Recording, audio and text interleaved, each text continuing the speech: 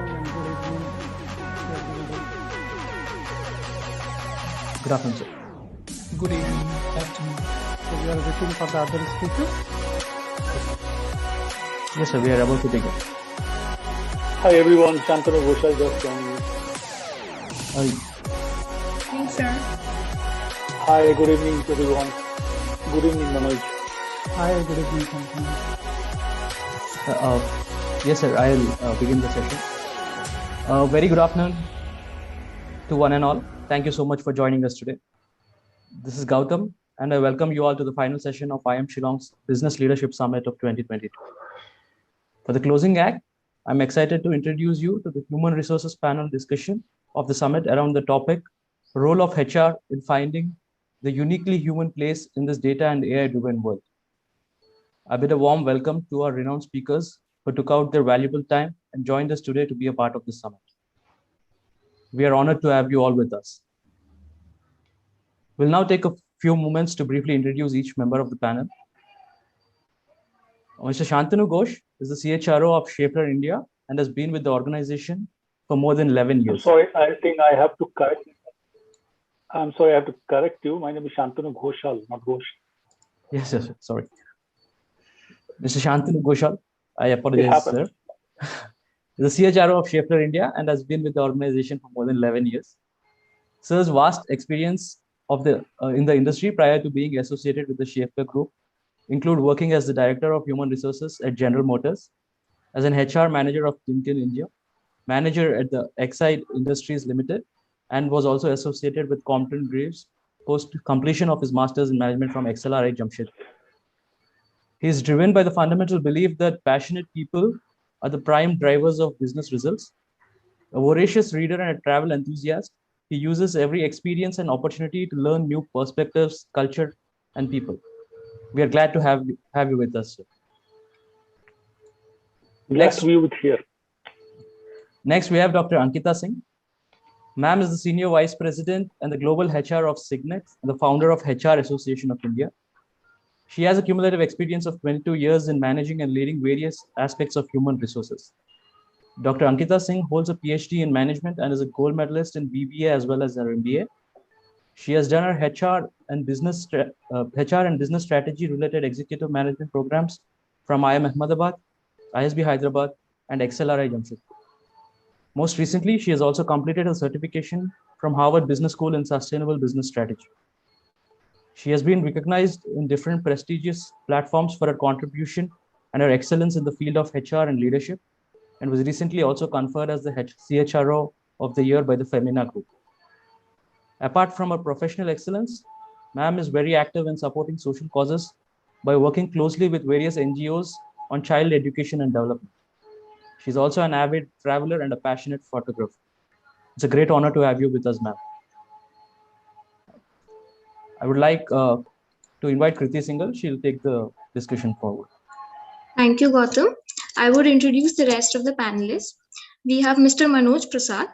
For the past 5 years, Mr. Manoj Prasad has been the Vice President, Talent Development and Digital Transformations at Reliance Industries Limited. He has done his PhD in Human Resource Management from FMS Delhi. His years of experience include working at Lafarge India Limited, HCL Technologies Limited, and Tech Mahindra. He has also worked as a Senior Assistant Director, Employee Engagement at Ministry of Commerce and Industry, Government of India. Some of his works include Managing Human Experience, the Key to Digital Transformation Adoption, published in 2019, Managing People Change, Key to PLM Transformation, published in 2013, and much more. He was awarded the Best HR and Learning Leader issued by World HR Forum in February 2020.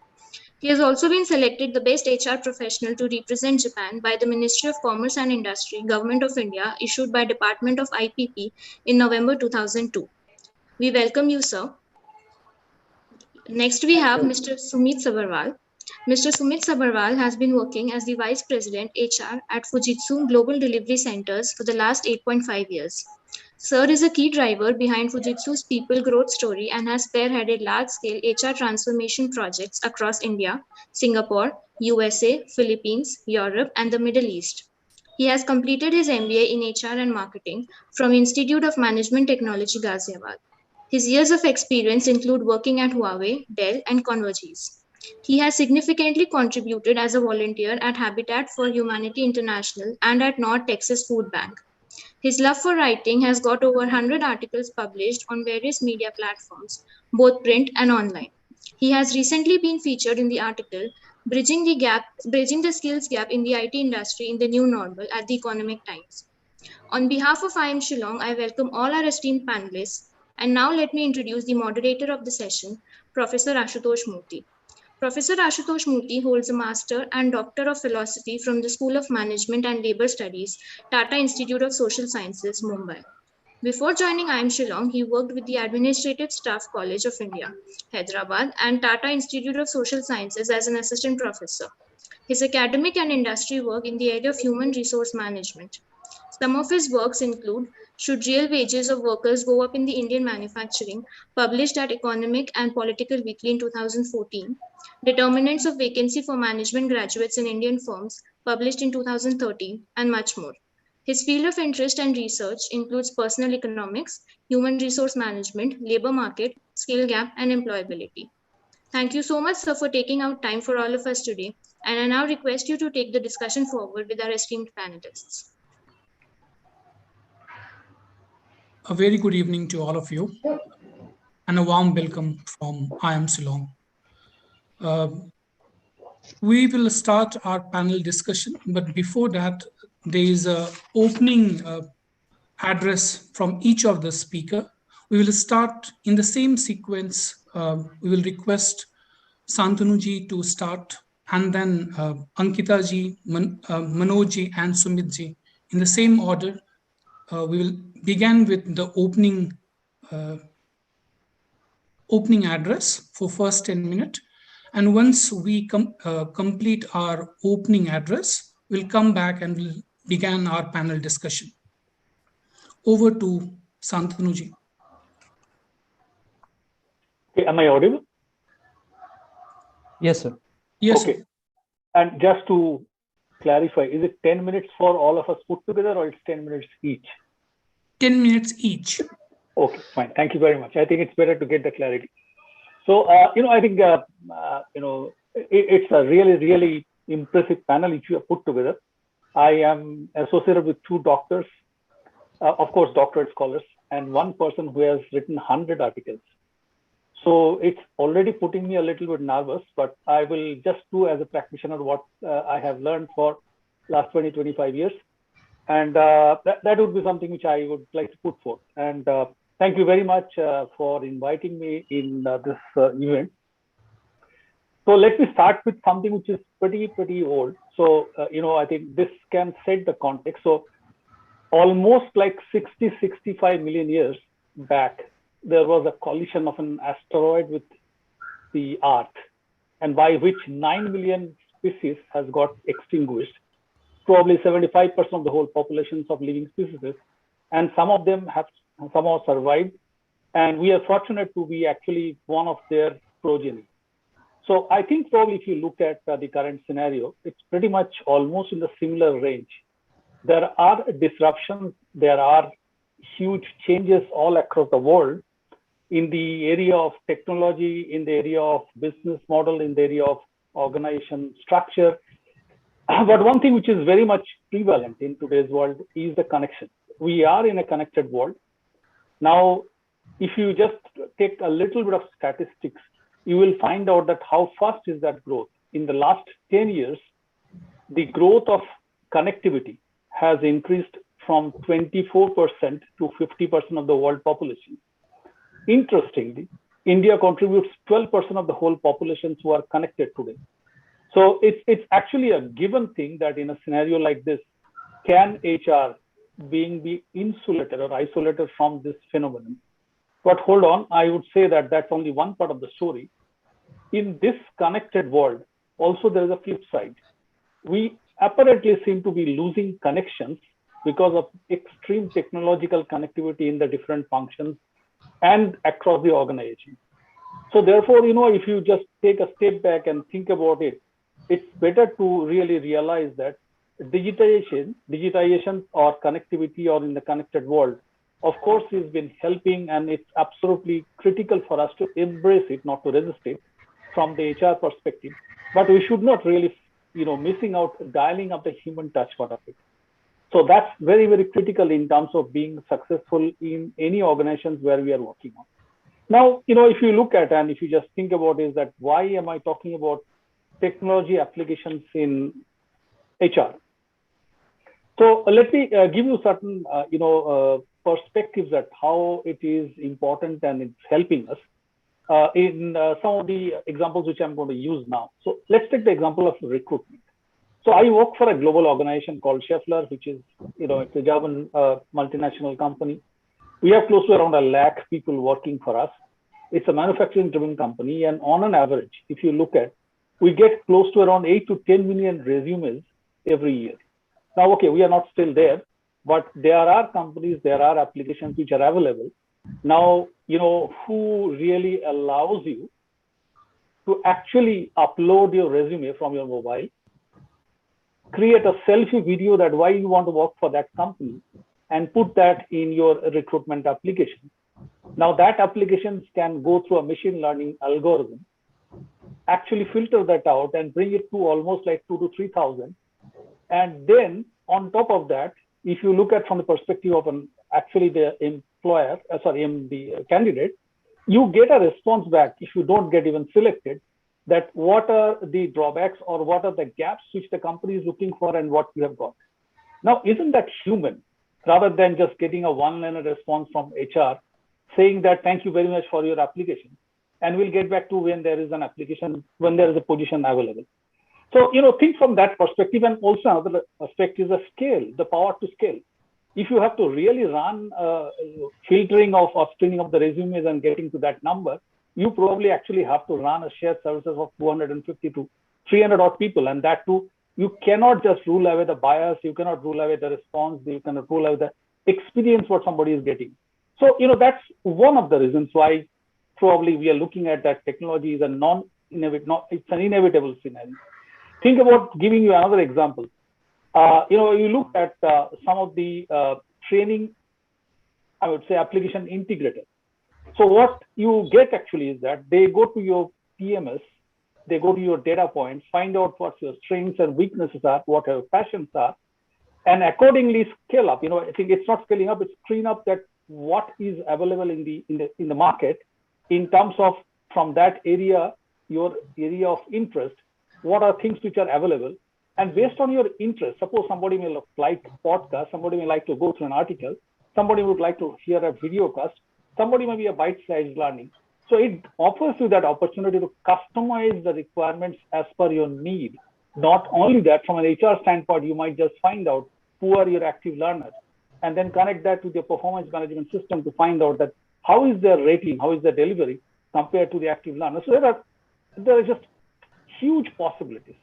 So these are some of the things which one has to keep in mind when we talk about that why technology application in HR is inevitable. However, I would just say that, well, that's one side of the story. Of course, that's nice. It's absolutely fantastic. But if you look at in today's world, it's not really one or linear kind of a scenario. Just to give you certain other statistics to say that why it is important for us to still keep the human side of the story in mind. Anxiety rate and insecurity rate across the world has gone up by 40%. If you look at, there is a company who does a survey for trust index, Edelman. So the survey index has been showing year on year decreasing trend.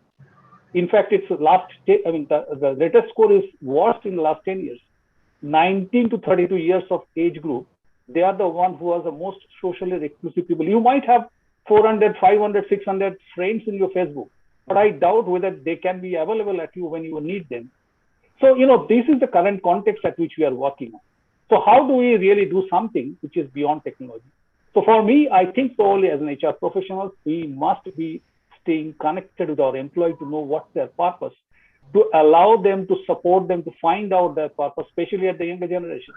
Because many of us probably just work and go through a drifting river, don't even try to find out what for we are here. And therefore, it's important that we connect with them, help them to find out the purpose, help them to find out what their passion are, and probably guide them. And today's world, if you look at it, it's not anymore a linear career path. And in order to still being a little selfish, you might find out somebody whose passion is somewhere else. So in fact, it's not good for him as well as for the organization to stay together. So there are possibilities. Again, if you look at, I think most important part is the learning agility part of it. I think probably it's very important for us to take a note that the way this whole change is happening, unless until we actually advise and help people to keep upskill themselves, reskill themselves, we would be not doing justice to our role as such. Overall, I would say that it's important for us to continue to guide, continue to counsel, continue to help them, stay in touch with our people. Then only we can do justice to our role. I would just like to end my initial speech with one sentence from a gentleman called Dov Sidman. He is a pioneering researcher, and he has done an extremely good research with the cancer patients in US. And he has found out that out of the 300 odd doctors who are serving millions of the cancer patients, only 10% of them actually stood out. And when they go farther down the line to check out, they found that what makes these doctors different from the other cancer physicians is their approach of empathy. So they know their patients so well so that they can actually find out what the patients are not being able to communicate to them about their issues. And that's how they have been better than the other patients. So for him, he has actually summed it up in a very, very good word. So that sentence says that, for that matter, if you look at organization development, started with the era of hand, when we are in a pre-industrial notion. Then it comes to more of head, when we are getting into a machine age or industrial age. And more now we are moving to an era of heart. So therefore, it's important that we connect the technology with heart of the employees and the individual. Then only we can do justice to our role. I sum it up here and then hand it over to Professor Murthy. Thank you, Santanuji. Now, may I request Ankita ji to take over and address. Thank you so much. Really happy to be around, and very valid points by Shantanu. And really a lot of times we are asked this question, how much dependency we have to show on technology. And I think if you go 3 years back, probably everybody was asking that, look at the pace at which technology is growing. HR, would it actually exist, or you will have no job in HR? And suddenly, everybody started talking about HR coming up as a new role, which is more powerful, which is able to enable the organization in a much better fashion. Because here we are not talking about competition, but we are talking about technology as an enabler. So like Shantanu mentioned, be it screening, training, referral, employee data, when you're talking about employees, their advancement plans and paths, or their developmental opportunities, this is all related to data, right? Anything and everything which is rolling in front of us, when we are talking, when we are building strategies, when we are thinking about people in the system, when we are coming up with new policies, processes, it is all data. How the market is functioning, where the world is going, what employees want, where we want to go as an organization, what are the future skills. Primarily, if you look at it, it's all about data. Now just imagine the extent to which a human can really cover when you are covering or when you are handling so much data. Do you think manually everything is possible? Probably the answer is no. And actually the answer is no. When you think of the start, that's where we started using technology. There was, when we as HR professionals, we say that where we were, what was traditional HR, what was conventional HR, what is modern HR. When we talk about strategic partners, business partners, we are people managers, not HR per se, we are just giving letters. It is so much more because we started using the data that earlier we were busy collecting. And that's where I feel that you talk particularly about AI, which completely drives you through data. Technology as a whole package, it has enabled HR, it has taken HR to a next level, where the definition as such, getting a right person at the right place at right time, probably we are able to invest in a much better way because we have enough time for that. We are just not busy. I remember there used to be a time when when I started my career in HR, the only thing which I used to feel that whenever it's about board meeting, at max what they would say, oh HR, can you just go and get data for last 3 months, because we would want to go through it, and we would just go back running to our system. We'll just pull in data, we will edit data, modify, we may ask for a couple of more days, and we'll say, yeah, we'll get back to you. Now, because you have tools and systems in place, you have AI which is already doing everything that you need to do with data. You are part of those discussions. You are actually discussing humans, you're discussing strategies. You are part of the plan which a company is trying to take up for coming days. So primarily, I would say three things where I have seen drastic difference in HR because of AI or technology. One is automation. We used to do a lot of tasks which were repetitive, which used to take a lot of our time. If I used to sit in office for 8 hours, I'm sure for 7 hours I was preparing the data. So we would have heard from data, for that to become an insight, it is a long process. And I think we as an HR person, we were spending a lot of time just playing with the data, preparing the data, not actually playing with the data. So automation has helped us, where we are able to focus so much more on human tasks. Second, I would say real time. We all have experienced, when pandemic started, we were like, this will go off in 3 months and we will be back to normal. What happened after 3 months? Were we back to normal? Not really. We said this is the new normal. For how long that new normal actually stayed at new normal?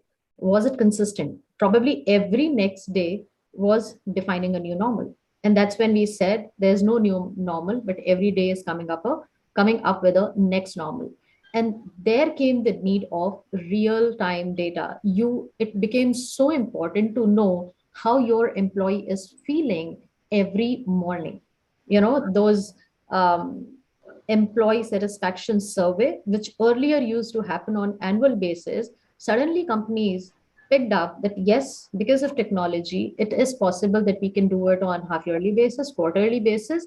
And why wait even for quarterly? Why can't we just give a click and see what's the overall mood of the organization, how people are feeling when they wind up their day, when they are leaving for home, how are they feeling now, when they are working from home, how stressed they are, be it related to their personal issues or is it some work related stress. Would it have been possible if at all we were doing it manually? Probably not. I mean, I would not even say that we could dream about it. It is practically just not possible. So real time data, be it gathering or using that data to take care of employees. We talk so much about well-being. Imagine if you don't even come to know what's happening on daily basis, how do you claim that you take care of or you will take care of employee well-being? So that's the second point. Third is we realized that there was an office setup where everybody used to sit and work. AC temperature, same, almost same table chair, manager is same, cafeteria is same. Now imagine people working from home. Everything is so different. Somebody is staying in a 4 BHK, somebody is staying in a 1 BHK, or probably few just in a room, handling their family members, other things. Every individual wanted little more of personalized approach from HR or organization. Every call they said things are different at my level. At my place, things are little overwhelmed and I need some more space, or understand this.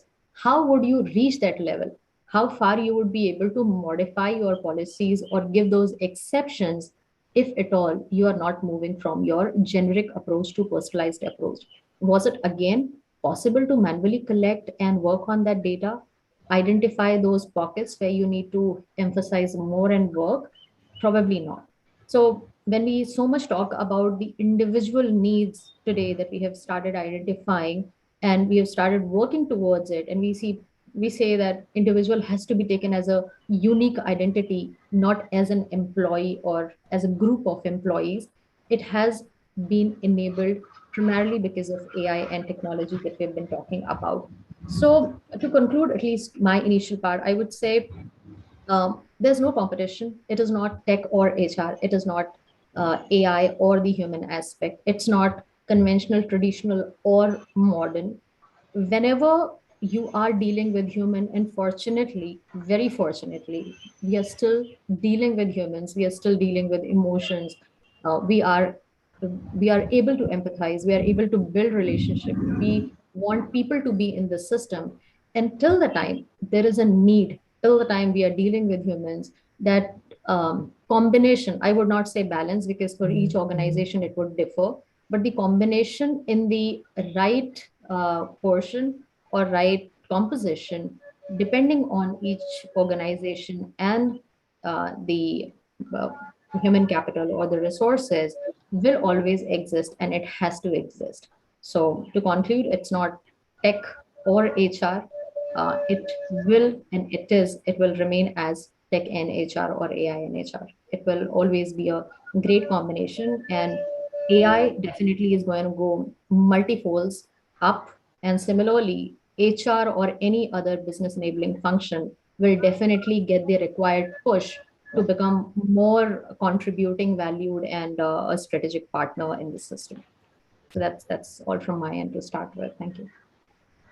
Thank you so much, Ankita ji. Now, may I request Manoj ji to take over for the opening address? Yeah, so heard, I mean, say both the speaker, Mr. Santanu and Dr. Ankita, and my thought is also in a little bit similar, but I think as a company, as a say individuals, based on my journey into the HR almost for 23 years, working with the Fortune 100 companies and all. So what I found, in fact, if you see currently, I think because of this Black Swan event, the entire world has gone for a big transformation. And if I'm talking about the transformation, it is more into the digital, because all of a sudden in 2020, in the month of March, the entire world has gone for a standstill, and everybody has to confine getting into the home and then start exploring how they can run their business. So that was one of the stage where this breakthrough technology, I can say, which came into the picture, and everybody started switching over. If I take the example of all the academic institutions or the corporate and all, they have all gone into a digital. So there was absolutely no, I mean, see, the problem in terms of adopting to the new technologies, or adopting to the new way of working, or even adopting to the agile way of learning part and all. uh, I think that was much needed, but now the question is coming, what next? Because what I've seen at, I mean, say, based on the entire digital transformations, and my organizations, they also focus a lot on the digital transformation. It is not because of the Black Swan event which happened in 2020, but we were already into this particular journey, and in 2020 we are almost at the verge of the completion of the digital way of working. And fortunately, unfortunately, we had no disruptions, in terms of switching the burning platform from the current way of working to getting a complete digital way of working and all.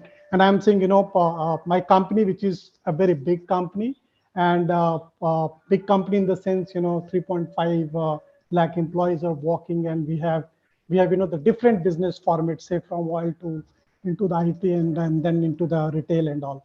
So we have seen this particular part and all, but the key part which I just wanted to tell here, of course, the digital transformations happen. We have also changed the ways of working and all. But one thing which we are still as HR, I'm honestly, accepting this one is, we talk of the high tech, high tech, but we are still missing the high touch.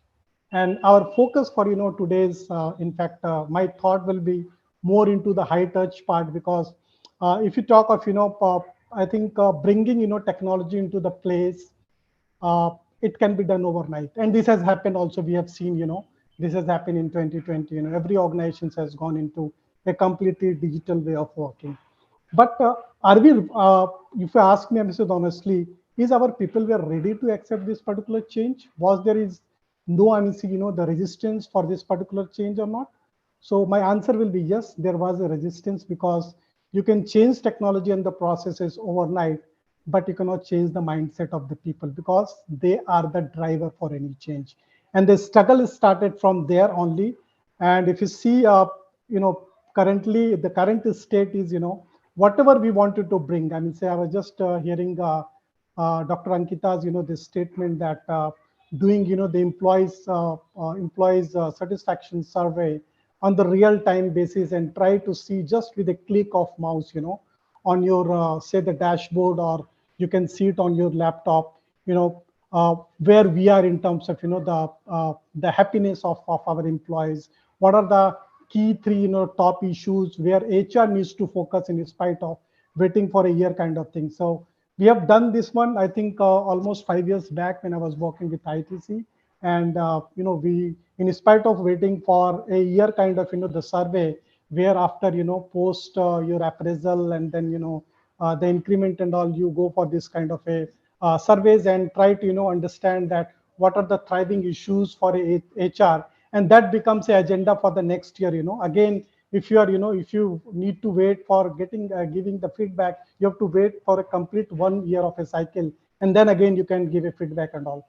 So it was something like we if I'm hungry as a kid, I need to wait for a year to to get the milk from my mother kind of thing. So I think thanks to the technology, particularly if you see whether it's a AI or a blockchain, or you talk of data analytics, or you talk of a lot of other Python technologies, or say data analytics kind of a tools and all, which has helped us in terms of every time we are creating a data, and that data, I mean, say based on whatever you wanted to make a basically assumptions or inferences out of those data, that is going to help. I mean, say even in my organization, all of a sudden a kind of the spur came, where it got impacted because of the great resignation kind of things, and also immediately we have calibrated and gone back to what is the top 3 reasons why people are leaving and all. So and then the top things, again it came more into the sphere of we are missing the high touch part, because of this COVID, everybody got quarantined into a home, and home becomes the office as well as all the family affairs, and then people started realizing and get it frustrated on that, because the human touch, which is still missing with the technology, that has gone away.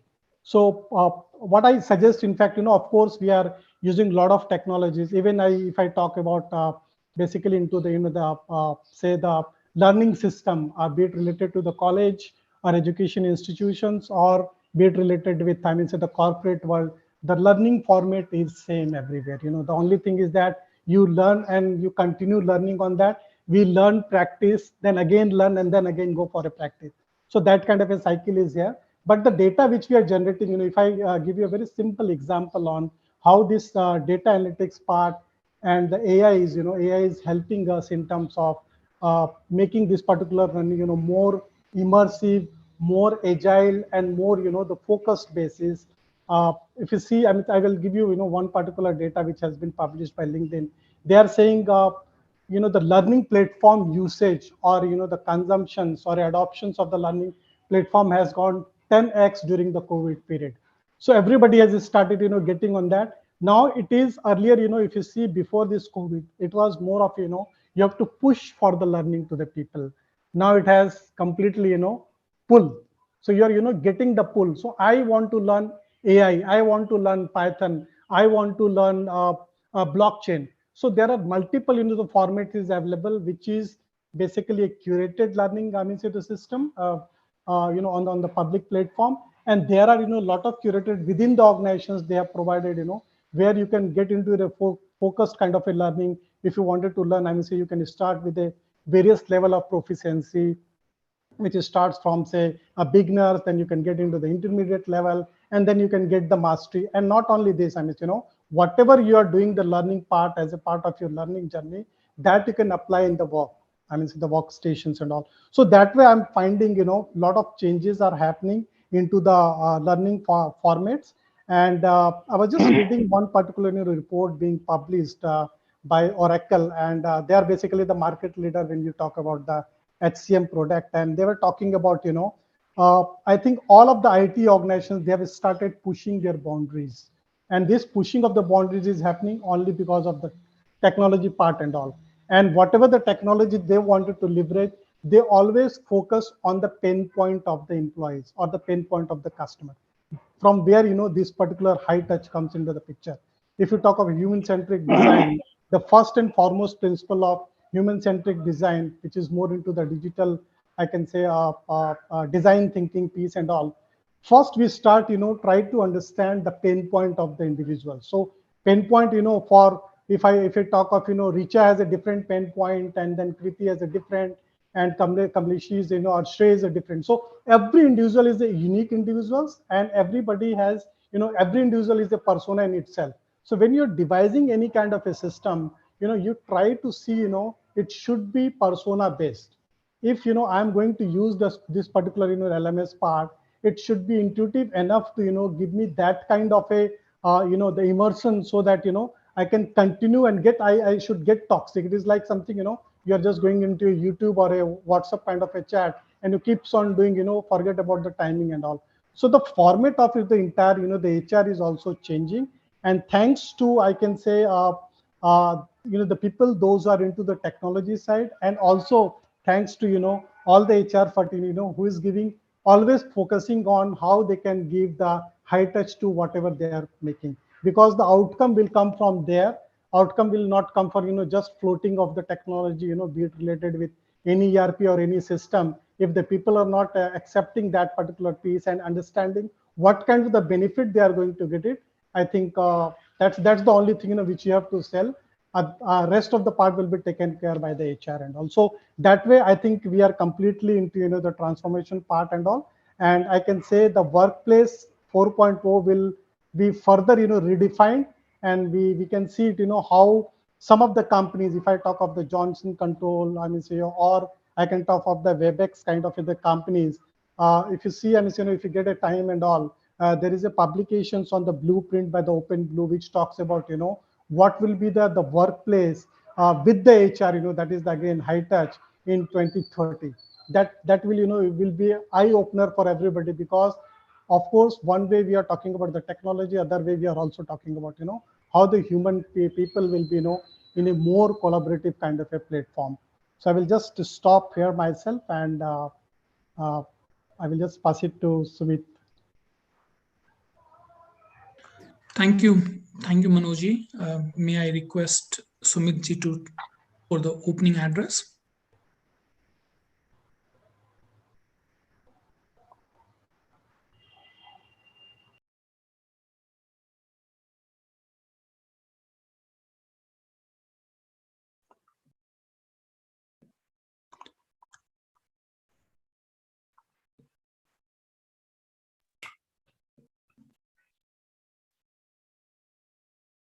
Sumitji, can you hear us?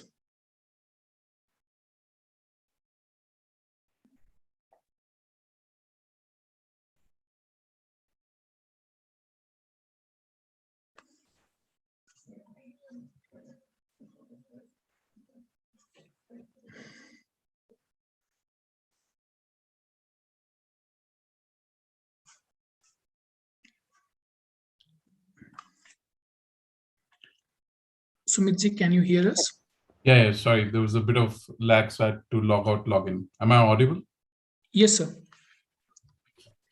Is that over to me, or Manoj, you're still continuing? Sorry, I missed the last part of it. Sumit, I am completed, so you can start now. Thank you. Good to see you, Manoj, after a long time. Yes. Me and Manoj go long associated, doing a lot of IIM's discussions on the same panel. So good to be back. Good evening, everybody, and thank you, Shantanu. Wonderful meeting you. Dr. Ankita, wonderful to see you. And Manoj, it's always a delight. Happy to be on the panel today. Very interesting topic. I think I get into a lot of discussions which talk about robots taking our lives. Actually, yesterday I was speaking at Business World Forum, and the topic was very interesting about, will robots take over talent acquisition function? And it was very interesting. So my opening remark to them was that, how many of you think they are not robots? Because I think I'm a robot. We work 14 hours, 16 hours, we don't know what is our working time, what is not our working time. So trust me, machines get shut down in the evening and then get start in the morning, but we don't get shut down and we don't get open. So I think the roles are reversing quite a bit. And I'm going to continue with that theme that is there a bit of realization to us that are we turning into ourselves into robots and kind of working through day and night, because this whole pandemic has taught a lot of us about adaptability.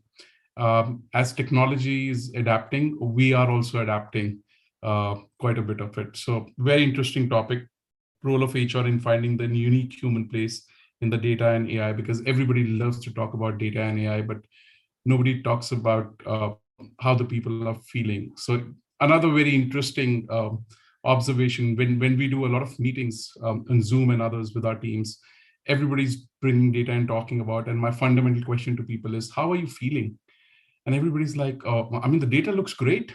I said, we're asking, how are you feeling about it? So I think a lot of people don't even ask that question of feeling, which is a very fundamental of human aspect. So thank you for inviting me for this particular topic. And as I made an opening remark, I am trying to become more human and less of robots. And fundamentally, one of the things that I'm starting to do is start going to office a little bit, because a lot of people even ask us, looking at HR and saying that, oh, you are going to office, that means we need to come to office. We said, yes, we are the ones first human, and then we will kind of bring you back as humans back to office. So that's an interesting one. On this particular topic around bringing out the human aspect of it, I think I'll give you some very practical and fundamental examples, because where I'm coming, I'm pretty much a line HR person that you're dealing with. I manage 8 countries. All global delivery centers. India is one of them. And it's a very, very unique proposition for us to kind of manage them and work through shared services and others. And I feel very blessed that I kind of get to understand the cultural and nuances of Philippines to Poland to Portugal and then to India. So a lot of my examples are not just from a context of, India, but also from a context of worldwide. And I think technology is playing a very significant role, but at the same time, what technology is also doing a bit of it is taking us away from that, what we call as the emotional quotient, or a quotient of even understanding how the other person is feeling. Another data point that I will put on the table is that we call this something known as potential, which is very corporate HR term. A recruiter in Fujitsu was doing 8 offers before pandemic. In pandemic, the recruiter does 80 offers. Wow. How do we make that happen? Because it's technology, and technology is kind of doing CV parsing to picking up the top 3 candidates in 200 people and putting it forward. Technology is doing everything, and that's why we are able to kind of get 80 people done. But in that whole process, what we are not understanding that how the recruiter is going through the whole process.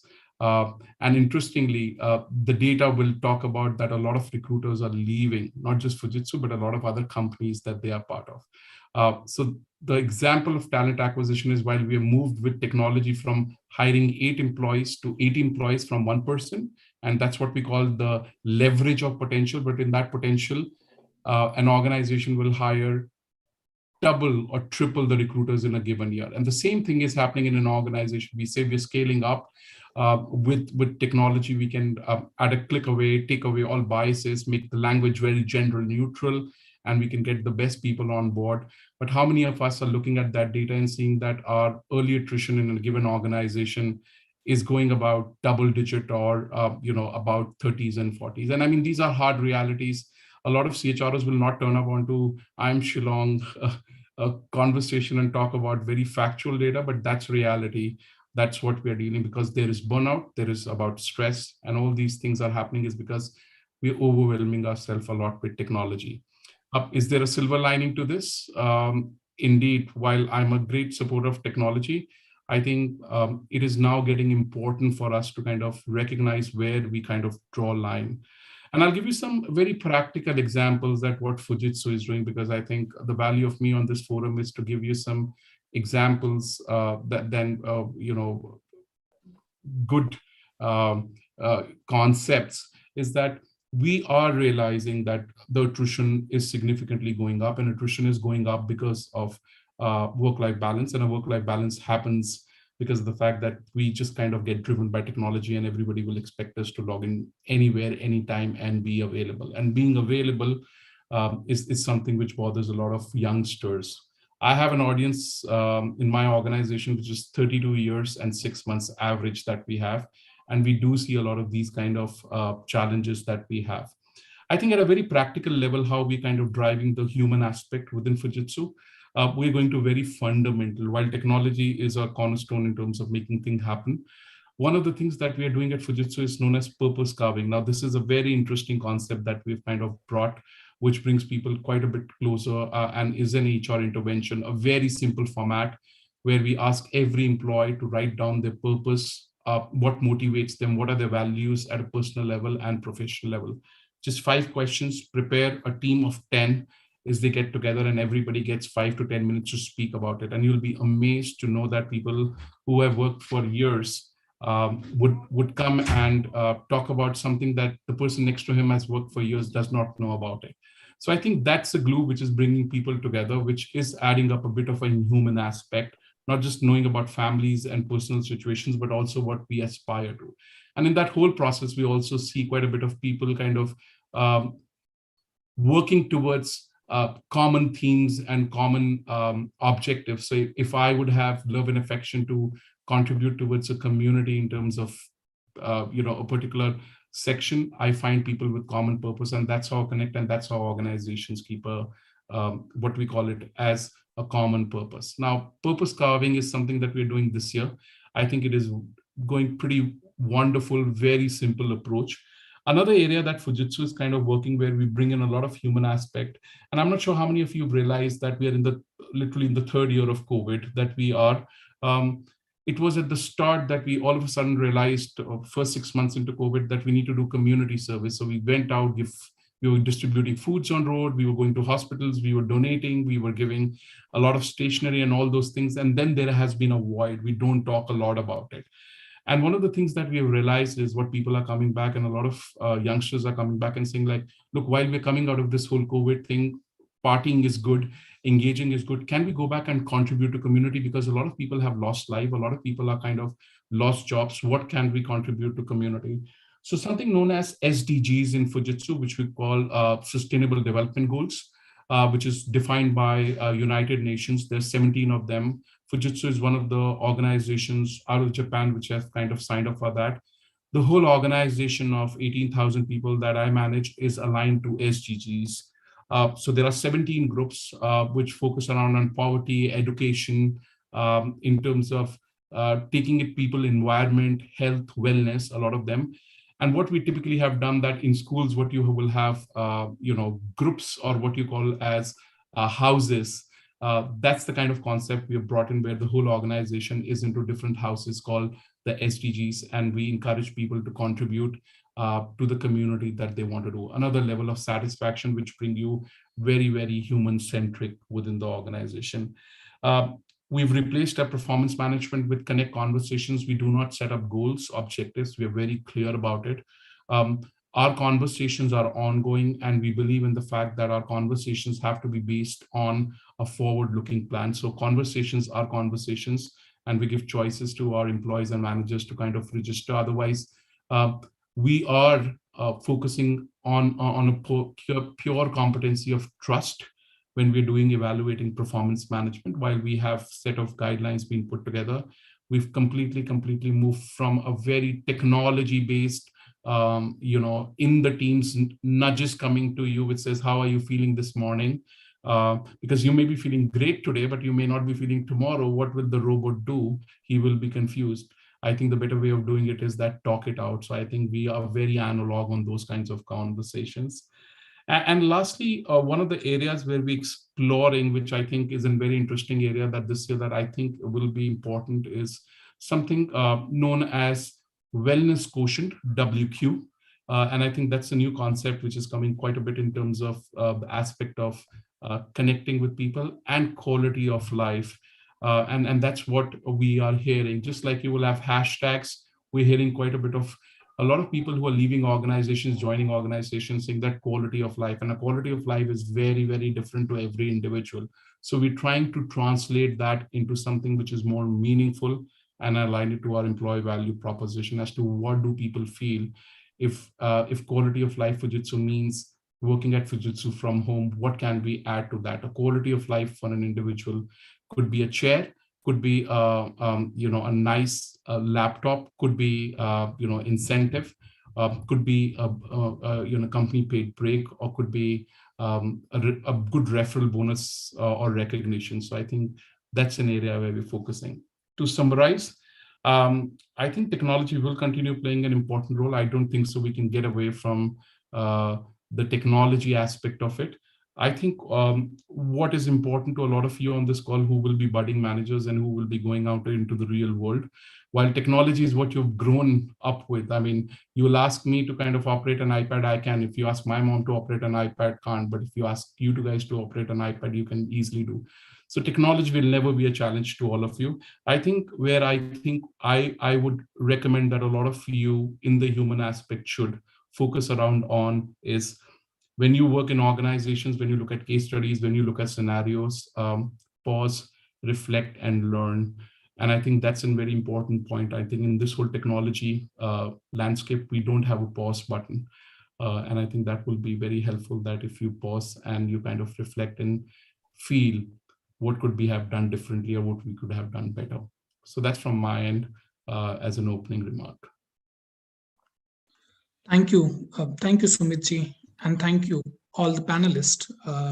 I have numerous takeaways from all the opening addresses. We'll slowly move into our panel discussion now. And as we move into the panel discussion, some of the point or takeaways which I have had from your opening remark will come into and will try to clarify from you. So some question or some pointers can be individual and some can be open to all the panelists. May I also request all the participants who are online to use chat box to drop in if you have any specific pointers or question. At end of the 40-minute panel discussion, we will also open up for participant to ask one-to-one question to keep the human touch alive, right? So my first and foremost point, which I borrowed from Santanuji, he was talking about how reliable will be algos or the uses of AI or technology within human resource.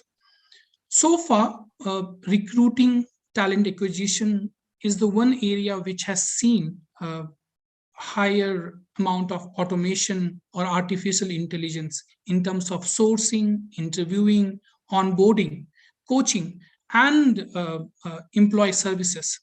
But do we have certain expectation versus reality? So are we seeing that in next 5 years, what changes will happen? Is it going to happen? So that's the broader question which I have for Santanuji.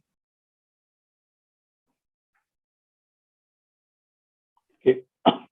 I wish I have a crystal ball, Professor Murthy, to give you an answer, but I'll try. I think probably all of us actually, we are seeing that technology more and more are becoming more intuitive. So you don't really need to be, a geek to leverage or, extract the best out of technology. And it's always getting to the next level. So I don't know. In fact, to be honest, it's not a, I'm not very familiar with this whole discussion of metaverse. So I don't know. I mean, probably that could be something which would bring in a different dimension and can take it to the next level of, I would say, finesse, if you ask me in terms of the selection process. Per se, I would say that, I think, well, I guess probably Manoj and me, I mean, looks to me that we are on the same age group or same time when we passed out.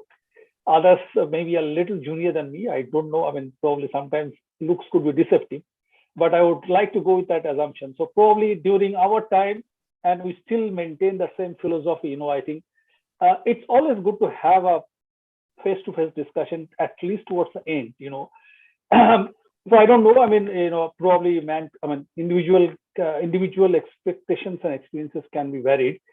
But per se, if you can take a step back, is it possible to manage to the scale which we are talking about today?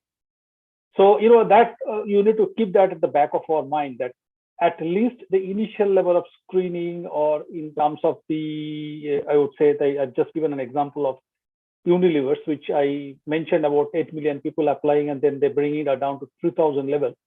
So, I find that those initial level of screening and inferences can be to a great extent relied upon. Okay. Now, if metaverse really becomes a reality, then of course, I think the next level can also be plugged into this whole process chain of technology adaptation of selection process. But otherwise, till that time it comes on board, at least to a certain extent, at certain level, I would rather say it is better to have a face-to-face interaction. We would prefer it that way. If the situation permits, as Sumit talks about, I guess probably till now we are operating out of home. So I do not know that when we really get back to normalcy. So that would be my answer to your question. So it's still a long way to go to predict how much it is going to be to the 100% effective. But the way technology is progressing, I won't be surprised if that becomes a reality. But till that time, probably a mixture would be quite useful. Right. So, Ankita ji, can you help us in understanding what would be the effect of automation, particularly AI? What quantum of work or the task is going to be automated in down the next 10 years? How do you see how it is going to transform with reference to your organization or organization which you have seen? So I would say that we have already seen that there's a lot of transformation that has already happened.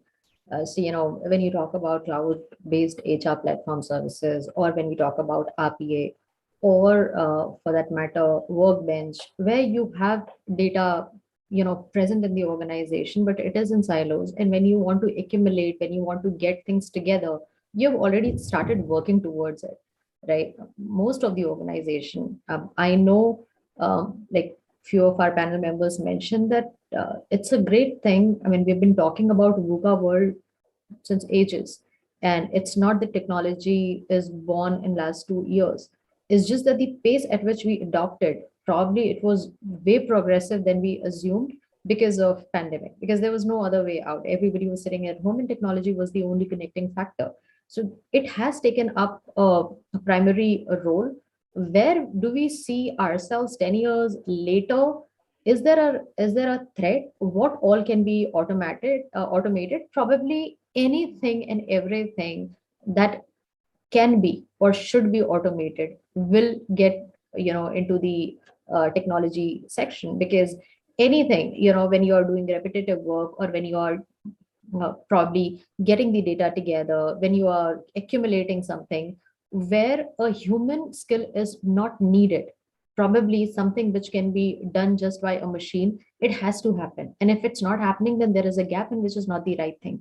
Now the question here is, where do we see ourselves 10 years later? We have to find those gaps, like all the panel members mentioned.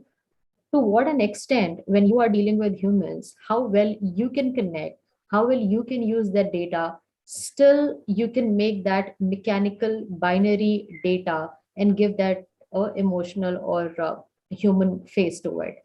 And that is where people have to work, and that's the progress that anybody and everybody should be and would be working towards. So, to conclude, again, a prediction is definitely to 100% level is not possible, but changes would be drastic. We will all have a new face. We would all want to stick to traditional ways to an extent, but there will be a level where you'll have to categorize that all these things will have to be done through technology, and this is the only phase which will be humanly managed. And I think that's going to be equally beautiful, because you have something which is enabling you, which is helping you, and you're just doing what you're best at doing. Right. Manojji, we would wish to understand how does HR, which traditionally has been linked with the softer component of business, sees digitalization, transformation, or uses of AI?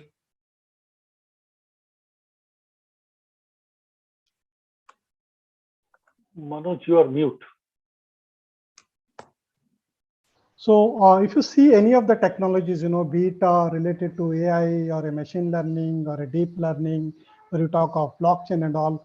So all the technologies are basically enabler for us. So we should not be a slave of any technology. Of course, whatever the good part of the technology is there, we should try to leverage those I mean, the technologies part, because I understand, technology is, of course, helping us, enabling us, and pushing the boundaries. Because, earlier, if you say, as Sumit was also saying that, in his organizations, people are working for 12 hours or 14 hours kind of things. But there will be, some kind of a limit where you have to have some kind of a dependency on the technologies also, because uh, from 8 you can go with the max to max 18, but you cannot go to the the 800 screening of 800, I mean, say the application form for the recruitment, and then going into 8,000 kind of things and all, because there should be a boundaries on that. But I think what Dr. Ankita was also saying on, there should be some kind of a boundaries. And when I'm saying boundaries, technology can bring whatever you want, but that can be a destructive also. And we have seen it, when I mean, saying in the Facebook kind of scenarios where one bot was talking to the other bot, and that has created a big fiasco worldwide. And then we started going back to, I mean, say, on the scratch table and trying to understand that should we be a slave of the technology, or we should use the technology for for enabling whatever we wanted to do. And thanks to a lot of the robotic I can say the RPA kind of a processes, and some of the, say, the technologies which are related with the NLP related, NLP or NL generals also. It's a new technology which is coming into force and all. So we should leverage those kind of a technologies. And if you take the example, even in say my company, we have doing some kind of a surveillance by putting a kind of a satellites, I mean, on the factory and factory sites and all. Drone is there, which is taking care of the security part. So whether when you're in the premises, whether you're using, I mean, say, your mask or not, that data is also getting feeded with the pictures and all. So if you see the technology, which is even if I talk of the process mining, where we are not only doing the mining on, say, the numerical or say black and white kind of things, but the pictures is also you can filter it picture and then try to see what is meaningful, and then you, based on that, you can take the decision.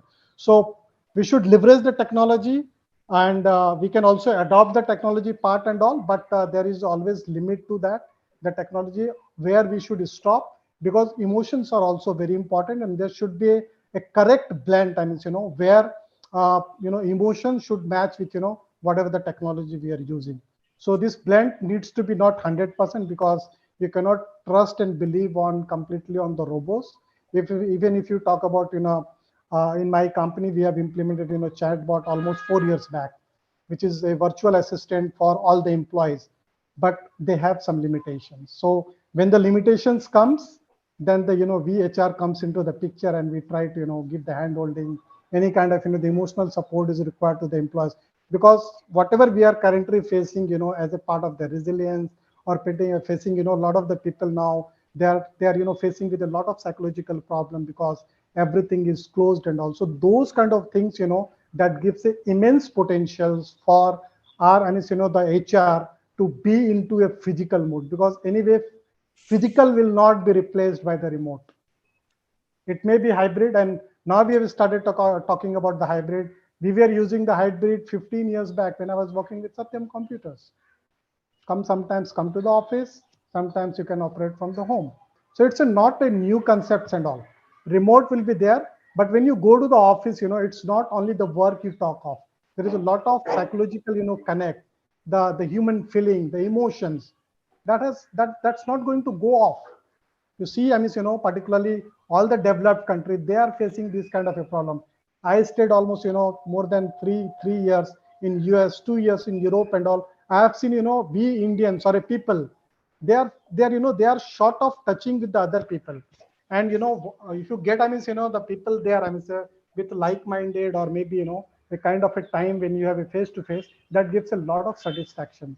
And that will continue also. So I feel, be it a recruitment or be it related with the learning, entire employee cycle, talk of, you can bring a good employee's experience only, when you empower and bring the human factor to that. So human face will be the center of any technology, any transformation, any change. Right. Now, my question to Sumit ji is, he started with an opening sentence that AI will take over. And then he also pinpointed, directed the discussion towards reversal of role. And that's where my broader question is HR function ready for the transformation on one side, which may be in terms of artificial intelligence or augmented reality? On other side, the softer, the human touch part of it. Also, in the same question, I just want to understand, when he was also mentioning that he moved from 8 interview to 80 interview, have he also reached out to these job seekers and clarified how they feel about this processes? Sumit ji? Okay, to answer part of your question, I think HR, a lot of people work in HR because we're good at change. Change could be also resonated with agility, and I think we're quite agile. And also, Ashutosh ji, you need to understand that organizations for year come to HR for change. So I don't think so that we have a position of like a binary which will say today it's robot and tomorrow it's human. I think our job is to get the left hand married to a right hand and understand. So we facilitate, enable, whatever you call it in terms of the fraternity. Are we adaptable? Yes, we're quite adaptable. Are we digital? Yes, we're quite digital. As a matter of fact, 2015-16, when all this digitization of recruitment biases and other things were being talked about, we have been in the epicenter of it. I'll give you an example from 2017 to 19, the conversations that I've been on panel where people are saying, it's great to have these tools which takes out biases. And the very next year, they're talking about that the machine learning is bringing in biases because, we're letting machine just learn and we are not putting in human aspect. So we've been on both the sides. And trust me, I sometimes feel like you give us something in our hand like a guitar and our job is to tune. Sometimes tune that we get the right voice coming out of it. So I think from my answer perspective, we are very technology aligned. And I think we're quite adaptable. I don't see as a challenge in HR. Yes, I do understand that a lot of people in the HR fraternity bring in a years of experience. Understanding technology, the landscape of it does take a bit of time. But are we open to that as change agents? Yes, we are very open. So that's my answer to your first part of the question. Doing an offer from 8 to 80, no problem. The technology supports. Now, fundamentally, what you need to understand is happening in the process is the recruiter is not scanning through 8,000 CVs. The recruiter is scanning through 200 CVs. And those 200 CVs have been, kind of picked up on various criterias of, the key skills, the Boolean search, whatever algorithm that we kind of put. But yes, trust me, most of the organizations would, whether IT and any company would at least speak to a candidate first before putting through a round of interview. Now, that's one aspect of it. And 8 to 80 should not be understood that we are not having interviews happening. Look at the adaptability companies are going. Every company used to do client rounds of interview, 4 rounds of interview technology. Today, we just do 1 round of interview and okay with it. We've never seen the person for 2 years and we're just hiring the person and the person is doing fantastically well. So I think 8 to 80 is not just from a screening perspective. 8 to 80 is also that we've cut down the process. We have trusted the process. We have trusted the machine to understand that the person who's putting the skills is the right person that we're kind of getting through the door through one round of interview. So a lot of things goes into the whole process, which is shortened. And I think that's where our role is. So I think to answer your question, that will people be talking to 80 people who have joined? Yes, indeed, because they would have been screened. And I can speak for my organization. How do we create an experience? It's another process. And I think when I was yesterday talking, I was giving a suggestion that we should take away our mindset, because I'm a great supporter of artificial intelligence and your machine learning doing the sourcing. They do the tools are fantastic. You don't need to call people. There are IVRs today who will gather information and everything. I think where we need to start putting a lot of time and effort is on the journey. So minute you make an offer to a candidate, to the time a candidate joins the organization, you can bring a human aspect, because somebody works 10 years, 15 years in an organization, and he's switching to your organization, or 3 or 4 years. He's signing up a career with you. How are you with on that process? A robot cannot just call up everybody every week and say, how are you feeling? Press 1 for good, 2 for bad, 3, you're joining Fujitsu. So I think that's where you channelize your people into it. And I gave this example, which was very intriguing yesterday. Imagine Indian Railways. That's how our recruitment cycle and hiring today is. I mean, we all are dealing on this call where we are dealing with 50% offer to join ratio, where most of the companies were 80, 85% offer to join ratio, which means we make 100 offers, 80 people join. Today, people join 50. People who are on DevOps on a salary package of 23 are going on 1 crore 10 lakhs. This is a Money Control article that you all can go and search. The market is blasting out here. Algorithms can't read through that. The human aspect has to be brought in. And the example that I give is an Indian railway system, which is very intriguing.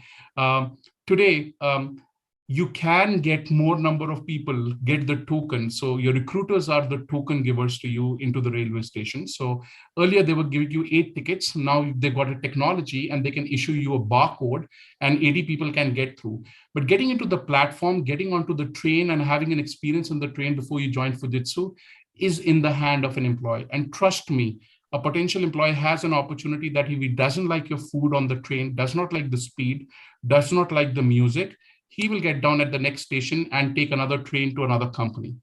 So that experience has to be a human aspect, because you can get them a good train, you can get them a good Wi-Fi, but somebody has to be on the journey with them and say, are you feeling comfortable? Are you relaxed? I hope you're not anxious. We are with you in making this right decision. So I think long answer short, Ashutosh, for you. I think our priorities in the whole technology landscape, just from an hiring, has to change. While technology will play a very significant role to get the right people through the door, holding their hands to make them join a company is a human aspect. And that's where we should then focus upon. And eventually after some years, as you said, what would 2030 look like or 2025 look like? Maybe by that time, we will also better our technology landscape around offer experience or offer management or post-offer management. So that's my answer to your question. Thank you. Thank you. Two-part answer really helped me to understand the broad contours of AI and HR. Now I'm opening up for all of our panelists, and this question is coming from adoption and strategy point of view. We have seen a worker get, or any employee impacted by automation is easily identified and easily known to the market, to the organization, to the people. While new jobs that are created indirectly or directly through the technology or AI is not visible. In that context, can you help us in understanding how the adoptions are going and what strategies organizations are deploying to make organization more technology and softer part of human touch coming together? So in terms of adoption and strategy. This is open for all our panelists. Yeah. I will take this opportunity with the permission of other panel members. I think this is one of the, I can say, the biggest challenge the entire, the not only HR but the business leaders are also facing. And if I quote some of, some of the data which is being published by Kocher, who is the, the guru of change management. If I talk of the Gartner, so they all are saying, 70% of the, the transformational program, they get failed only because, they are not taking care of the people aspects of change, or they are lacking in managing the people aspects of change. And when we talk of the, the people aspects of change, because any kind of a change, even if, if you say ask any of, the aged person, maybe 40 plus and all, and ask them about, the new technology or related to some adoptions to, maybe not the smartphone and all, but of course on the laptop and all. If I ask my dad, do you want to go for, internet banking? The answer will become big no. Okay. Similarly, if I talk to, say my mom, why don't, operate, I mean, say the palm top and, have interaction with us. So there will be always, what I wanted to say, there will be always resistance to change. And resistance of the change, it comes only because you are challenging the comfort of the individuals, be it, I mean, say at any level. If I talk to the entire student fraternity, what is your understanding when I'm talking about, the Python, when I'm talking about the SQL, they say, oh, no, it's all technology jargons. And this is more required for the people, those who are working in the technologies part. But mind it, I'm so going forward, the way the, the things are changing on the digital part, each and every beat from marketing. So marketing, you see the transformation from a complete physical kind of, the campaign, it has gone to a complete digital. So that's the change which is happening. And how we have adopted to this particular change, because, it's bringing a lot of benefit and ease of doing the business. And if I talk of, the change which has come, I mean, in last, say 3-4 years, that is a drastic, because now I'm not finding, people are getting into a resistance and all because of know-how, because most of the technology at this point of time, it's intuitive. So if my questions to, the entire audience, have you gone for any kind of a tutorial, just how to, learn how to operate the smartphone? Answer will be no. Big no again. Okay, because now if you see the technology, be it related with the AI, be it related with the blockchain or virtual reality or AR or employees experience or digital transformation, it's all, it's becoming intuitive. The only thing is that you have to show only what kind of the benefit you are going to get it by using this particular technologies. The moment you show them the benefit matrix, I think your job is, it's completely easy. So the resistance will become, a kind of a proactiveness for the individuals to learn new things, because this particular new technology is going to make his life easy. From 80 to 8, say from 8 to 80, it is only because, the person who is using this particular technology, he has realized that the chatbot is going to enable me to make my work easy, not difficult.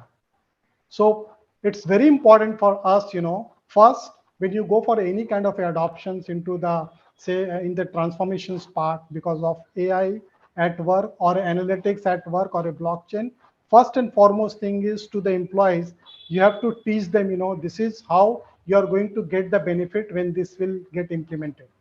And for this, you need to have a psychological connect.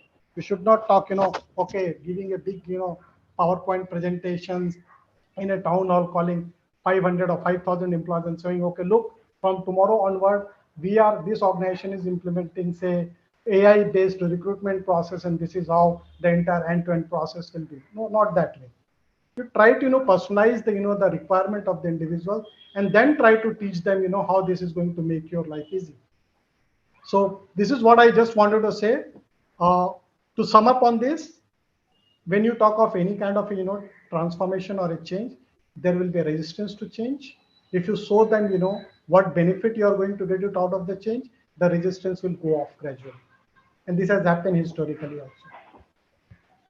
That's all I want. I think, Professor Ashutosh, I would like to add one point which Manoj has already highlighted. And I am not going in that direction about the change management, which is absolutely fundamental in terms of any successful implementation, be it a technology-enabled tool or anything else. where your regular process is changing. However, having said so, I would also like to bring forth one more perspective, especially to my budding friends who are, in the audience, that there is a fundamental change in terms of the organizational philosophy, in terms of managing careers. So, when we joined, I think probably we, to a great extent, were dependent on what my boss is going to do for me, or when the organization feels that I'm fit for a next position. And, I think probably we're just, probably a little bit better than some of the other people. So we got the opportunity and we moved up. However, in the current context and in the future context also, career is becoming a very, very interesting, is going through a very interesting change. So earlier, career used to be linear. Then a point comes when your career started becoming zigzag. So you take a vertical route, then take a horizontal, then take another vertical. So that's the way you move. And probably going forward, it is almost going to be more like a maze. And how do you get out of the maze and go to the right path is more and more shifting from organizations to the individual employees. So therefore, it's critical for us to take a note that one needs to really learn something which is coming up and be in the areas where the opportunities are more. So I think this is just a message from my side, because I heard this indirectly coming up, that when the technology is coming up, are we generating jobs? Are we generating new careers on a day in, day out basis? Now, I think probably it is not visible yet, but nobody is going to give you the statistics. So the smart ones would find out that where are the opportunity rich areas, what do I need to do? Because the shifting of career management is going to be more moving from organizations to the individual in the coming days. That's one perspective I wanted to add with what Manoj just said.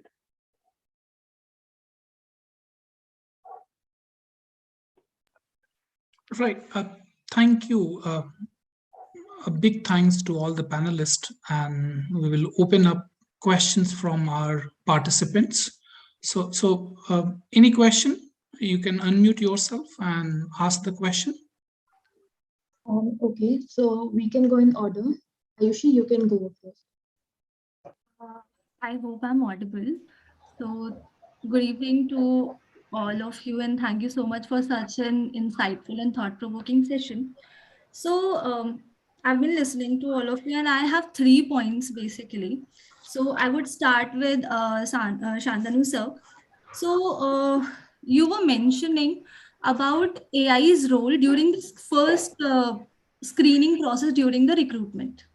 So I am very much intrigued to know what actually goes behind when we screen these interviews. You were talking about like companies ask participants to take selfie videos and put it in their resume, and basis that, so is there some algorithm that like CV screening, they pick out for some words or something like that, because there's a human aspect involved in each kind of interview process, and this is a kind of mock interview that we are taking of candidates.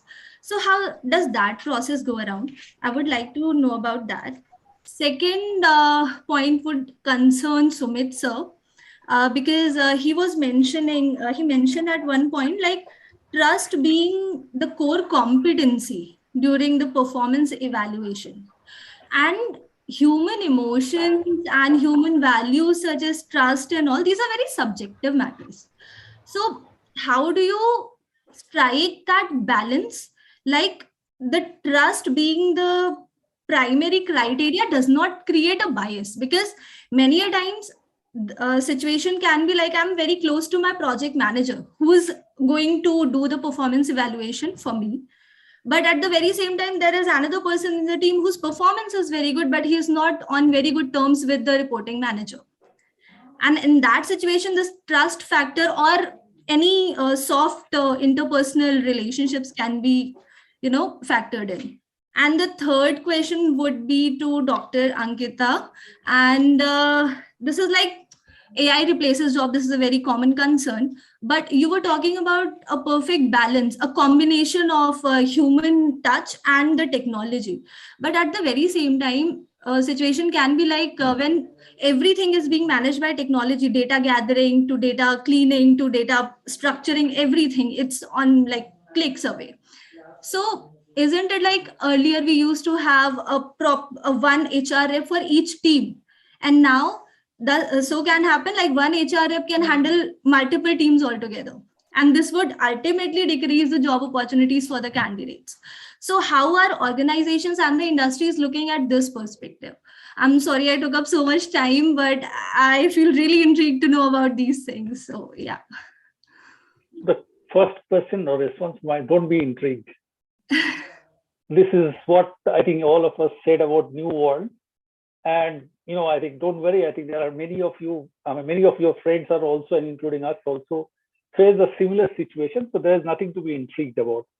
Now, I think probably you have answered to the question you have asked also, you have given an answer for that by yourself. So, I would just not go into even the AI or ML. I would just give you a simple example, which I have experienced when I was there in General Motors. And to be honest with you, I think I've learned a lot in that company, because it is so well structured and so well rich in terms of the knowledge base that, it's unimaginable. So it's a very good learning journey for me for almost 5+ years. So, I think just to give you an example, I think I have not come across any other Indian company who would spend a fortune while they hire a blue collar operative for their line. So they used DDI. DDI is, of course, I think probably some of you know, are very, very well known psychometric assessment companies. And the reason I'm just giving that example to you, it is very similar to what ML or AI does. So they have set up, I would say, wooden simulation, okay, of a production line. And for GM, safety is one of the major factors. Okay, now they place an unproportionate amount of importance on this aspect. So when you used to hire people, there used to be a group. So that group would be given the same feeding about the whole situation and certain instructions. And then the group of 6 people, they would go through that line, and they would actually go through that simulation at the end, till the end of the whole process. And during the course of this process, there are some trained assessors to see, because there are some situations where they would be facing some issues related to safety. So how out of these 6 people are approaching that is something gets recorded. So think about it in an ML and AI driven scenario when there are probably hundreds and thousands and millions of selfie videos go through an ML algorithm. The algorithm would pick up who out of this are aligning with the overall cultural and value systems of the company from which you are hiring for a particular profile. And from there, they would actually not make the final decisions. Let's be honest about it. We cannot, I repeat, we cannot outsource HR decisions to a technology enabler. Technology is still an enabler. They would throw you some patterns, some options, initial filtering, but decision making still lies with us as a human being. So let's be very, very clear about this, that technology is not making any decisions, and no company should ever do that. They can always give you certain options. They can certainly give you some about, patterns, etc. But finally, the decision making still lies with the individual manager. I hope I've clarified to a certain extent your query. Thank you, sir. Yeah, and Ayushi, on the performance management, apologies if I wasn't clear. When we say we're going to have connect conversation, does not mean that proximity to manager or working style with a manager will get you a top rating and a not so top rating. I think what we are focusing around on is that organizations already have tools and technology to measure performance through productivity tools and others. Those are in place. So I think our focus is more around on real conversations, and the conversations has to be which result into building better feel-good factor, connection, and at the end of the day, trust between employee and the manager. Reality of it is people leave organizations because of managers and not because of ratings. So I think what we are focusing on is, while we have got great tools to evaluate your actual performance on fact and data, can we drive culture of the organization or behaviors in a way that people can spend more time having conversation and have a better connect? But that does not mean that trust is the only factor at Fujitsu on which we are evaluating ratings of employees. So I hope I clarified.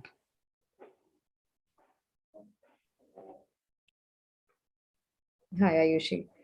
So a very interesting question. And I think, that's true. I mean, when we talk about next 10 years or 15 years, we don't know how much of it will remain with us. It'll be wrong to say that, HR will remain as is, or it will be more glorified. We don't know. We don't know where we would be. But I would say, as an HR person, we shouldn't be blindly following the trend, right? A lot of things are going around and we just simply pick it up. This works for A, then this would work for B also.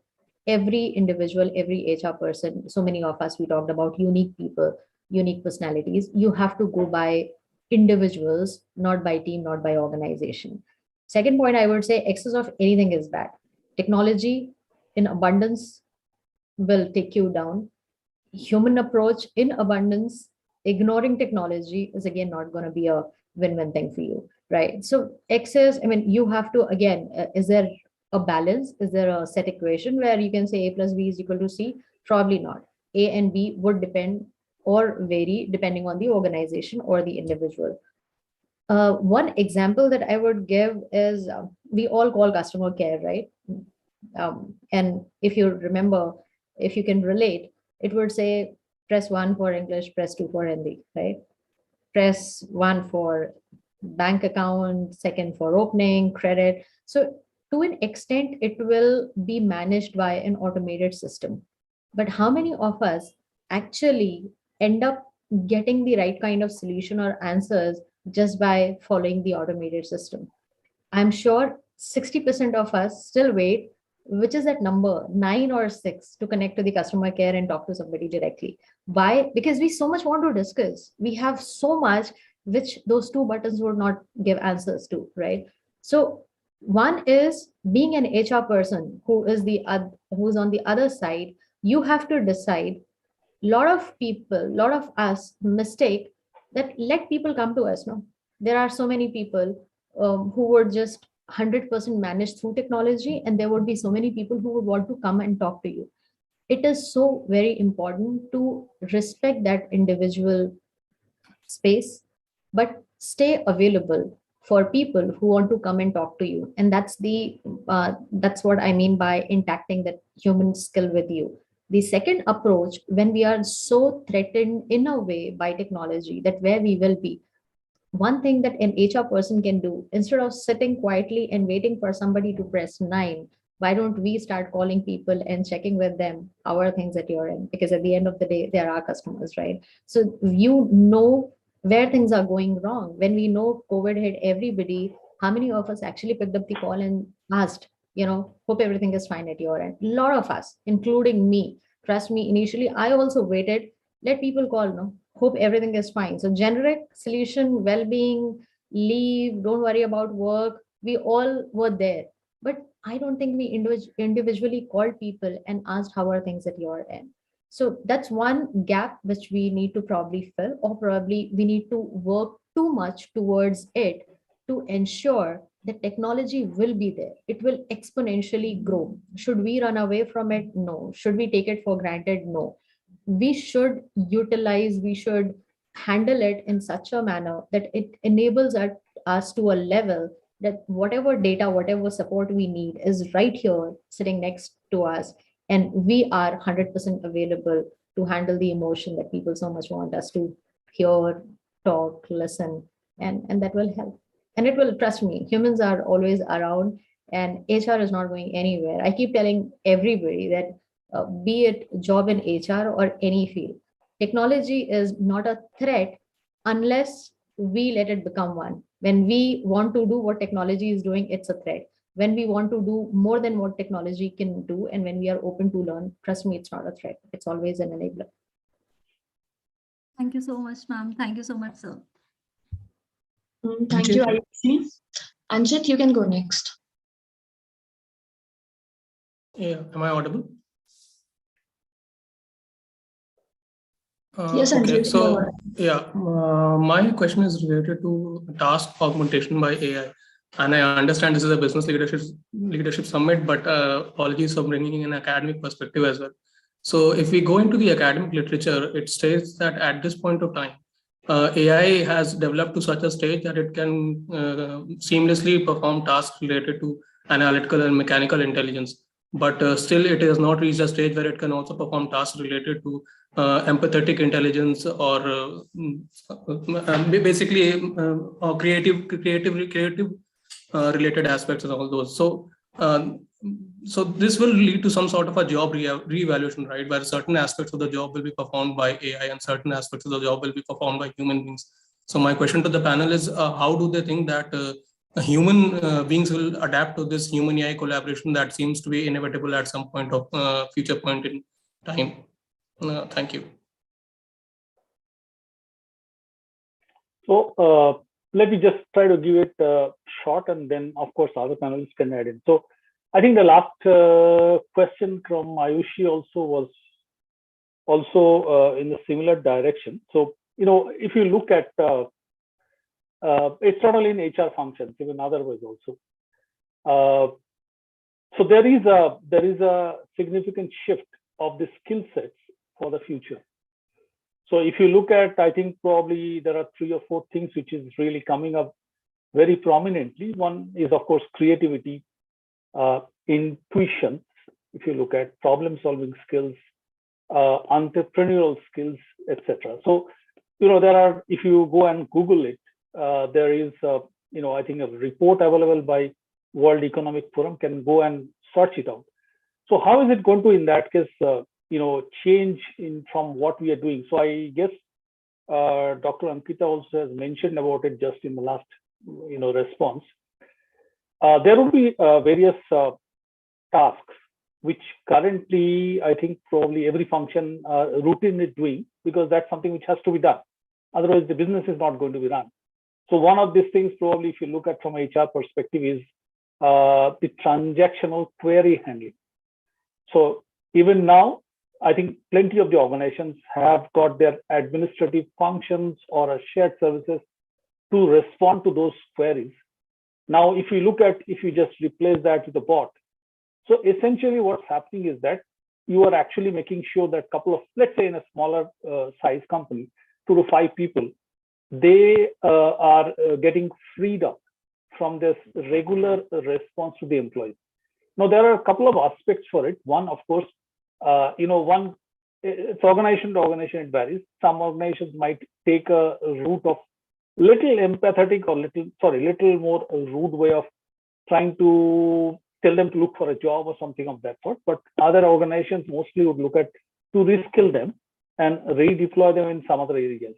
Now, there is going to be a chain effect. So I would assume that there will be few people in the HR team who would get freed up from the regular routine work and have more time to look at more strategic aspect of business partnering.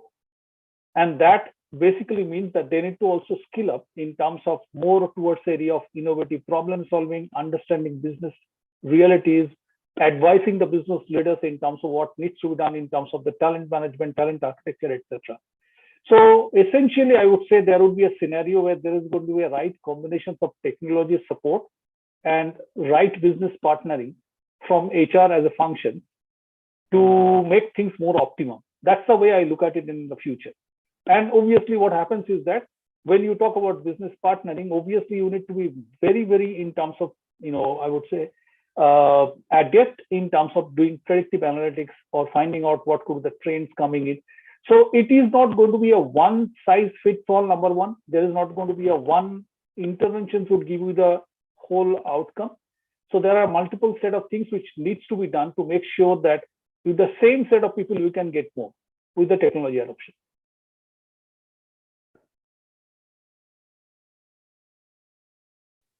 Thank you, sir. That was really insightful. Next, Prateek, you can move on.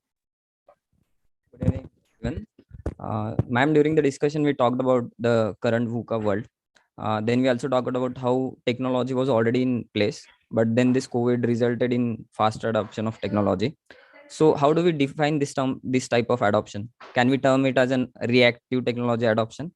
This was the first thing. And second thing is, what can be the learnings that we can have from this particular incidents for the future technology adoption? Maybe being proactive can be one of them. That was my question. Thank you. Thanks, Pratik. I think you already answered. It's not reactive, it's adaptable approach. I don't think we have enough time now to be reactive. That's what we have already faced, right? We all were waiting, sitting, literally, like Manoj also mentioned that for his organization, a lot of things that we implemented in last 2 years, he'd been doing it for last 5 years already. We reacted because there was no other option. Suddenly 22nd of March, everybody back to home, nobody is coming to office, and that's when you are not prepared. You never predicted that this is going to be the scenario, and we all started working. Now what? How do we react to technology? Forget about reacting to the transformational journey that we have seen. We didn't even know how much of technology will be in the system. How do we interact with people? How do we communicate? How do we collaborate? So learning or the current status, I would say today also people are much more adaptable than where we were earlier. And one learning that you asked for, I think everybody is now going to be more nimble, more flexible, more adaptable when we are talking about any new thing which is coming up. We have stopped thinking that this is what today is. I mean, anybody, you ask a question where we will be in next 5 years, people would say, I don't know. We literally don't know where we would be after 1 year, because things are changing. And are we said, can we make our system so strong? Are people so future ready that we'll be able to sail through for next 5 years? Probably not. So what's the solution? What people are doing is they are living, they are definitely, you know, your people, you know, your system, you are doing your best, looking at the current scenario, you're preparing yourself for future. But the most important thing that we have learned is we are just staying open. We are ready to face whatever is coming up next, be it technology transformation, be it any other magical thing which will just pop up, and we'll be ready to face it. Maybe terming it as adaptable is much better than calling it as reactive technology adoption. Thank you, ma'am. Absolutely. Thank you so much. Thank you, ma'am. We have just last question from Nikunj. Nikunj, you can go ahead. Yeah, thank you. Thank you, Divya. Good evening, everyone. My question is in respect of the technology advancement and the implementation. So my question is directly to Mr. Prasad. In the industry 4.0, we definitely think about, when we think about any business idea, we definitely think about the technology from the entire value chain, and we try to implement as much as possible through technology in any operation. And definitely HR is not exception to this. So my question is that when we think about the technology advancement, there are many positive part of that. Always we think about the efficiency improvement and all.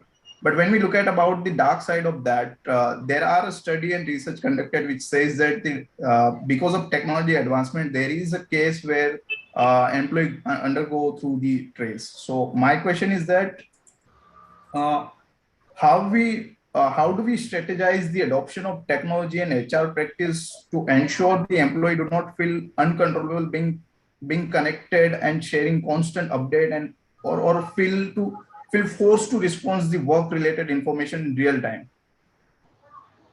So of course, but I think the whole discussion is started, and it will end also, with the same word, that is HR needs to, play the role of enablers, and that's what we are doing. Because as I said it right in the beginning, that high tech is not going to serve the purpose. The high touch is most important, and that's what the entire HR is working on this agenda. I will give you, some examples also. It's related, related to the HR policies. And when I was working with my previous organizations called HCL Technologies, one of the folk, he came and he asked me a very simple question, sir. I've gone into, your HR policy, which is being uploaded on the employee support services portal. I've also interacted, a lot in, say, very deeply with the chatbot, which has been, enabled by the HR itself to support the employees. But I didn't get the answer of my question, that if I am traveling to Mexico, what should be my eligibility for the travel? And here, the technology, I can say, completely fails, because those kind of the information will be always with the HR, and HR will be the custodian of that. Because Mexico is a country which is not frequently visited by the associates of the organizations for the business purpose. So that's why the policy has been not worked out, and it has been not uploaded into the HR portal, and not also fitted with the say the chatbot, which is working on the AI based machine learning and deep learning. So the answer will be always the flexible, and here the HR comes into the picture, who got a lot of flexibility to talk and satisfied your queries. So it's not basically if you have any kind of a questions, then you go to the option 1, press the tab 1, then 2, then 3, then 9, and something like that. It is always the human face who is going to provide you the hand holding. And that's why if you see in my organizations, when any person joins in the organizations, we assign a buddy, and buddy will be not from the HR, buddy will be from his peer group, buddy will be from his team, or even a manager can be also a buddy who is going to provide you all kind of a hand holding till you get adapted to the entire system and process of the organization. So this is what you look for when you come to the organization. You're not looking for a chatbot who is going to help you in and welcoming and all. You're not looking for somebody is just sending laptop, configured laptop when we are supposed to join the organization, and then you log it from your home and then you start working, because those are not going to be a sustainable model. It is going to be for a time being, I can say, during the crisis or during the say the disaster management kind of things, but ultimately HR is going to be the face for the organization, and they are going to provide you all kind of hand holding to to retain, to make you happy, and work with the productivity in the organization. So face is again, I'm saying it's very important. Leverage the technology enabled as an enabler, not as a taking the emotions from the entire work environment. Thank you so much, sir. I got your point that implementing the technology with the emotion of employee. Yes. Thank you so much. Thank you, sir. So with the end of this session, we have come to the end of the Business Leadership Summit. And on behalf of IIM Shillong, I would like to extend a hearty vote of thanks to all our esteemed panelists who, despite their busy schedules, took up the time to grace us with their presence and valuable insights, which enhanced our understanding of the role of HR in finding the uniquely human place in this data and AI-driven world. We thank our eminent panelists and distinguished moderator for making the discussion so engaging and enriching. I am sure that each one of us present here today has something valuable to take away from the session. And we, the students of IIM Shillong, will remember these learnings to guide us in our future endeavors. As we end this session today, we would like to express our gratitude towards our esteemed panelists by presenting them with virtual mementos. So first we have Mr. Shantanu Ghoshal. Thank you so much, sir. Next we have Dr. Ankita Singh. Thank you so much, ma'am. Thank you. Then we have Dr. Manoj Prasad. Thank you so much, sir. And we have Mr. Sumit Sabharwal. Thank you so much, sir. And lastly, we would also like to thank our moderator, Professor Ashutosh Murthy, for enabling such a fruitful discussion. We all had a really wonderful time today. Thank you all. Thank you very much. Thanks a lot. And on behalf of all the panel members, thanks to the IIM Shillong, and also thanks to Professor Murthy for giving us this opportunity. And thanks to the entire team of the IIM who has helped us in terms of getting into this kind of a mode and having a good and quality interactions with each of you. Thanks. Thank you for sharing your Sunday evening with us. I also extend a warm welcome to IIM Shillong. Anytime you can visit our campus. So we are now in our permanent campus. First phase is ready. We have shifted here. So it's an open invitation to all of you. Sure. Thank you. Thank you. Thank you very much. Yeah, the entire Bye-bye. team for making our Sunday. Thank you. Thank you. Bye-bye. Thank you. Goodbye. Bye.